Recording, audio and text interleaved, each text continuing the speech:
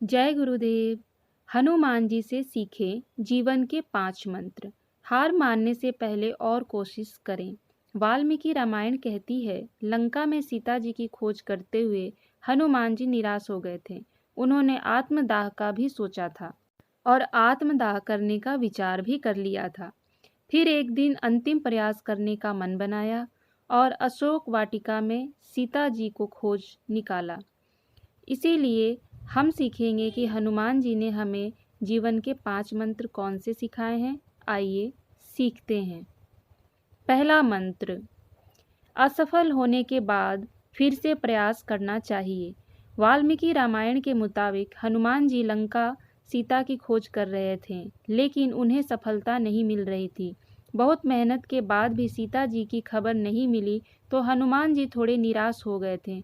उन्होंने सोचा कि अगर मैं सीता जी का पता लगाए बिना लौट गया तो मेरी असफलता की वजह से दूसरों को दंड भोगना पड़ेगा। हनुमान जी ने सोचा कि मुझे एक बार फिर से प्रयास करना चाहिए।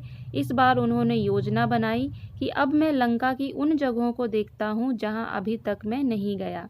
हनुमान जी ने राम नाम लेकर दूसरा प्रयास किया और वे अशोक वाटिका पहुँच गए, जहाँ उन्हें देवी सीता की खोज करने में सफलता मिल गई।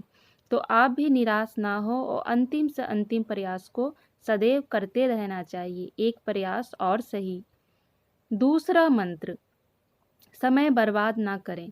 सुंदरकांड में हनुमान जी समुद्र पार कर रहे थे। उस समय सुरसा नाम की राक्षसी ने उनका रास्ता रोक लिया।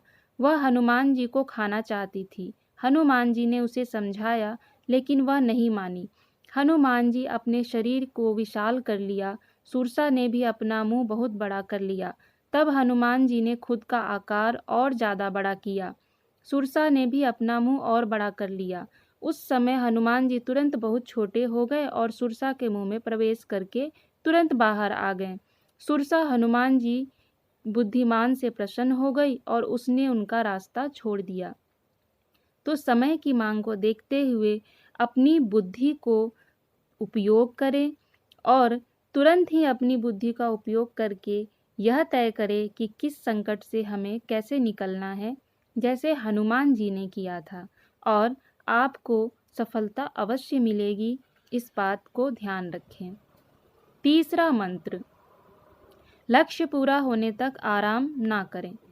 श्री रामचरितमानस के सुंदरकांड में हनुमान जी को समुद्र पार करके लंका पहुंचना था। उस समुद्र ने सोचा था कि हनुमान भगवान राम का काम करने जा रहे हैं। समुद्र ने अपने तल में रहने वाले मेनाक पर्वत से कहा कि तुम ऊपर जाओ और हनुमान को अपने ऊपर आराम करने के लिए जगह दो। मैनाक पर्वत समुद्र के ऊपर आया और उसने हनुमान जी से विश्राम करने के लिए कहा। हनुमान जी ने अपने मैनाक को छूकर उसकी बात का मान रखा और कहा कि जब तक श्री राम का काम न हो जाए मैं विश्राम नहीं कर सकता।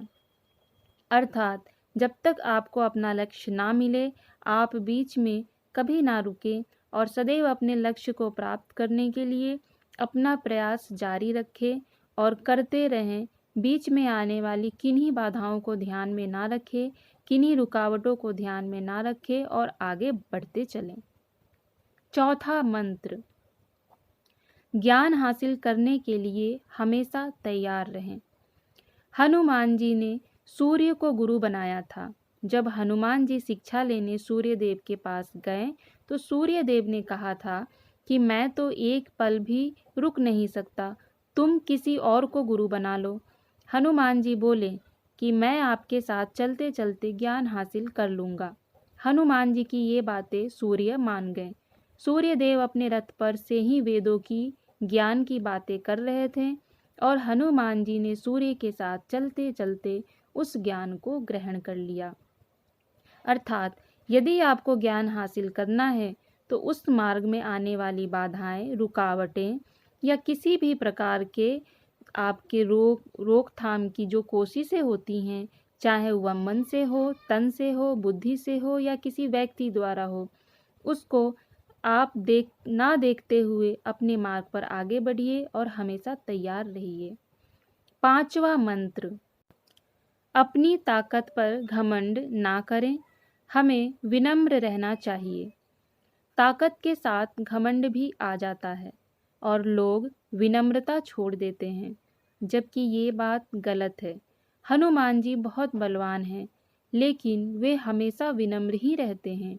रामायण में हनुमान जी ने कई बार अपनी शक्तियों का उपयोग किया, लेकिन कभी भी अनावश्यक रूप से अपनी शक्तियों का उपयोग नहीं किया। इसलिए हमें हमेशा विनम्र रहना चाहिए, अपनी ताकत का प्रदर्शन नहीं करना चाहिए। यदि हमें भगवान ने कुछ ताकत दी है, कुछ हमें बुद्धियाँ दी हैं, कुछ हमें बहुत ही सूक्ष्म मिरेकल्स और किसी को भी हील करने की हम में वो क्षमता दी हैं, तो हमें उसका उपयोग उसी समय करना चाहिए जब उसकी आवश्यकता हो, बल्कि प्रदर्शन करने के लिए नहीं।